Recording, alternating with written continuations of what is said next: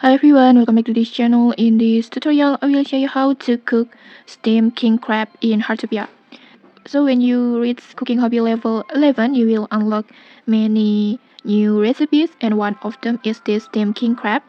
So to cook this recipe or to cook this food, first just go to your stove and then just tap on it and then next just search for this recipe, this steamed king crab recipe like this. You can just buy this recipe from the NPC Massimo, Chef Massimo. And then after you get the recipe, just complete all the ingredients. You need the king crab like this and then butter. And then after that, just simply tap on start cooking like this. And wait for the process.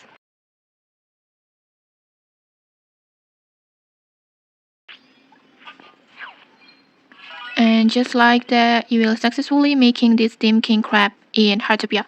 And okay, that's it. If you found this helpful, don't forget to like, comment, and subscribe for more tutorials. Thanks for watching and see you!